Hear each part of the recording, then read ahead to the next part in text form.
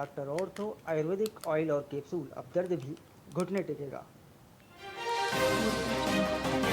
Haryana BJP अध्यक्ष बनने के बाद अर्चना गुप्ता के विवादित बयान आए सामने। पानी से ट्रेन चलाने और जंतर मंतर पर आतंकवादी दिखने का किया अजीब दावा।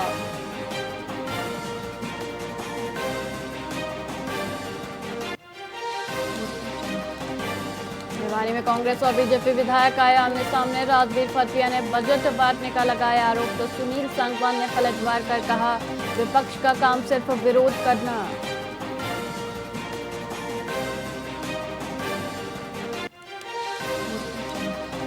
हरियाणा के सीएम को घेवर परोसने पर विवाद, बिना एक्सपायरी डेट का दावा। अधिकारियों ने कहा डायबिटिक होने के कारण मेन्यू से हटाया।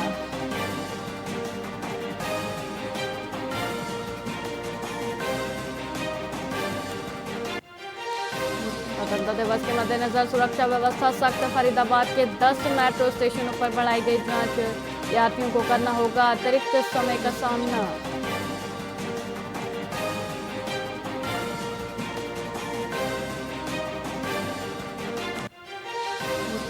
हरियाणा के 5 जिलों में भारी बारिश का येलो अलर्ट। रोहतक में सबसे ज्यादा 110 mm बरसात दर्ज।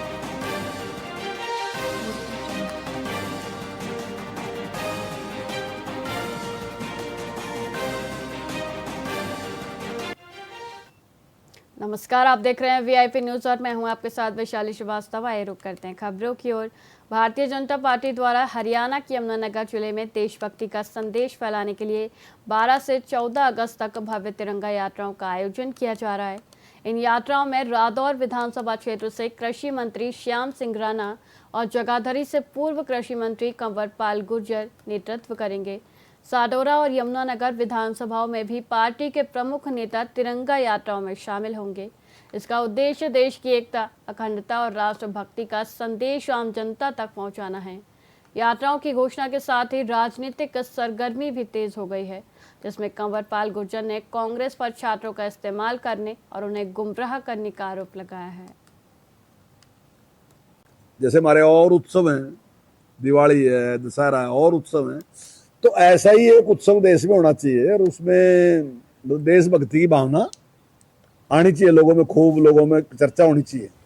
तो इसलिए उन्होंने एक प्रोग्राम ये पूरे देश में दिया कि भाई उस दिन तिरंगा यात्रा सारी जगह निकलेगी। तो पूरे देश में इस प्रकार के प्रोग्राम है। हरियाणा ने, भारतीय जनता पार्टी ने भी इस प्रकार का प्रोग्राम निश्चित किया और 14 तारीख को हम अपनी तिरंगा यात्रा जो है वो प्रताप नगर से शुरू करेंगे। प्रताप नगर से लिद्दी और लिद्दी से छछरौली, छछरौली से जगाधरी शहर में घूमते उसको पूरी करेंगे।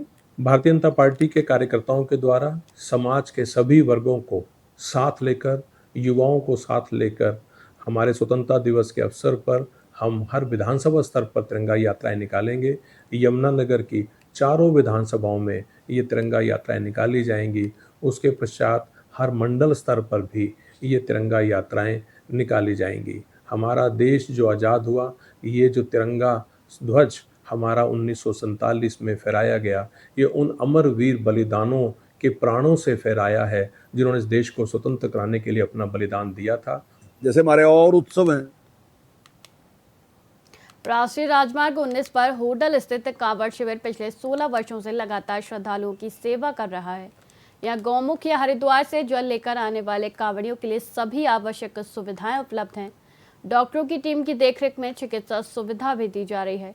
हर हर महादेव के जय घोष के साथ कांवड़ियों का आगमन एक अद्भुत दृश्य प्रस्तुत करता है। स्थानीय निवासी भी इस महाअभियान में सुबह से रात तक सेवा कार्य में जुटे रहते हैं। 16 वर्षों से शिविर का आयोजन कर रहे समाज सेवी शीश पाल ने बताया कि वे चाहते हैं कि हर कांवड़िया यहाँ सेवा का लाभ उठाए।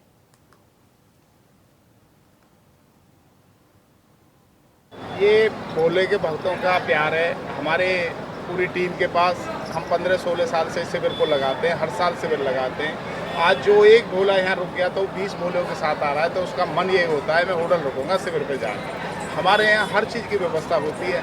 सुबह 5 बजे हमारा नाश्ता का काम चलता है जो हम 10 बजे तक चलाते हैं। फिर 10 बजे हमारा 12 बजे हमारा खाना चालू हो जाता है जो हमारा 2 बजे तक चलता है। फिर 2 बजे हमारा फिर अलग उसमें बनाते हैं, कुछ भी बनाते हैं उसमें, दही वल्ले, गोलगप्पे, जो भी चीज़ बनती है फिर वो अपना 5-6 बजे तक चलती है। फिर उसके बाद अब खाना चल रहा है, अब खाने की व्यवस्था देख लो अब क्या चल रहा है खाने। ये सावन का महीना चल रहा है जी, कावड़ का शिविर चल रहा है हमारा ये।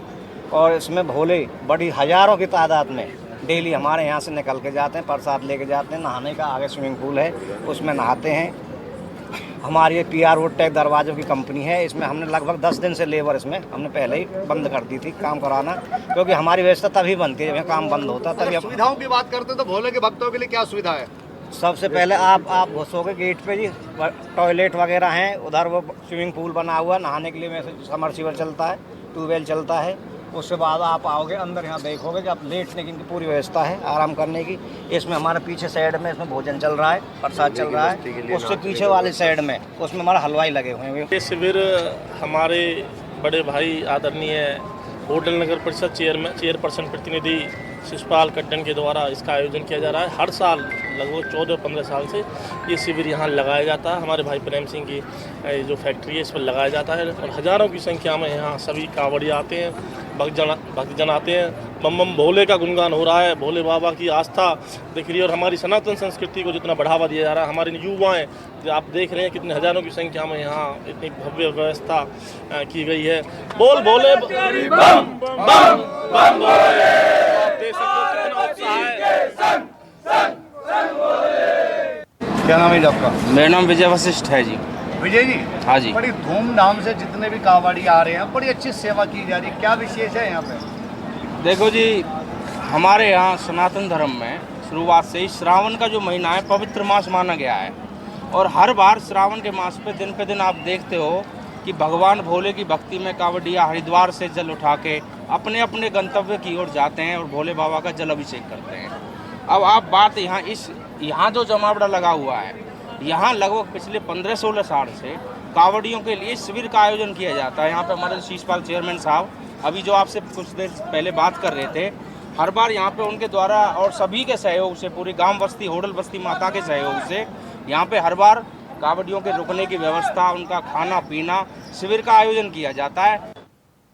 पलवल से 300 किलोमीटर दूर हरिद्वार से गंगा जल लेकर पैदल कांवड़ यात्रा पर निकले 4 मासूम भाई बहन जिनकी उम्र 7 से 11 साल के बीच है। यह नन्हे कांवड़ियां स्कूल फीस भरने की मन्नत के साथ भोलेनाथ की शरण में हैं, क्योंकि फीस न भरने पर उन्हें स्कूल से निकाल दिया गया था। परिवार आर्थिक तंगी और माता पिता के विकलांग होने के कारण बच्चों की पढ़ाई का खर्च नहीं उठा पा रहा है। बच्चों की आस्था और विश्वास का यह अनोखा संगम उनकी मजबूरी को दर्शाता है, जहां वे भोलेनाथ से अपनी फीस भरवाने और पढ़ाई जारी रखने की प्रार्थना कर रहे हैं। यह घटना सरकारी दावों के बावजूद शिक्षा की पहुंच से दूर होने पर सवाल उठाती है। पापा, भाई बहन। कितने साल के हो आप? 7 साल के। तो कांवड़ यात्रा किस लिए, मन में क्या इच्छा थी? स्कूल की फीस भरनी थी, इसलिए भोले से ये मांगा है। दो तो बहन भाई हैं और एक पापा है और पापा के 2 दोस्त हैं और एक पापा के साथ एक लड़का है। हमारी फीस नहीं भरी गई है, हमको स्कूल से निकाल दिया गया है। बाबा से प्रार्थना है कि हमारी फीस को भरवाएं। कौन सा स्कूल है आपका? आदर्श विद्या मंदिर। कहाँ पे? तो स्कूल से फीस के लिए निकाल दिया गया है? हाँ। इसीलिए आप यात्रा कर रहे हो? हाँ।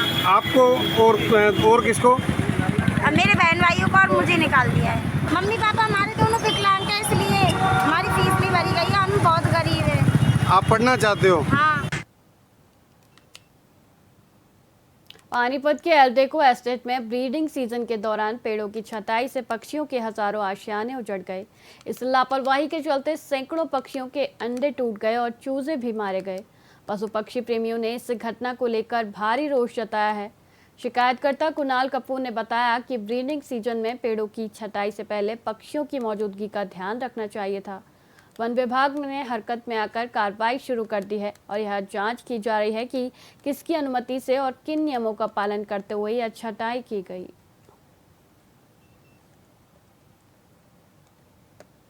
परसों रात को हमें सूचना मिली कि किसी एल्डिको में किसी ने पेड़ कटवा दिए हैं। उन पेड़ों पे बगुलों व अन्य पशुओं का घोंसले थे, वो काफ़ी संख्या में वहाँ रहते थे, जिसकी सूचना हमें वहाँ से अमन जी के द्वारा मिली और हमने जाके देखा। और वहाँ पे अमन जी जो हमारे साथी हैं टीम से, उन्होंने जाके देखा तो वहाँ काफ़ी सारे पक्षी तो मरे पड़े थे बगुले और कुछ बुरे हालात में थे। तो सबको वहाँ आसपास के लोगों ने और अमन जी ने और उनके साथियों ने इकट्ठा करा। उन सबको इकट्ठा करके बॉक्स में डाल के हमारे पास नई पहल वेलफेयर सोसाइटी के शेल्टर में लेके आए और इसकी सूचना हमने फॉरेस्ट डिपार्टमेंट के इंस्पेक्टर सुनील जी को दी।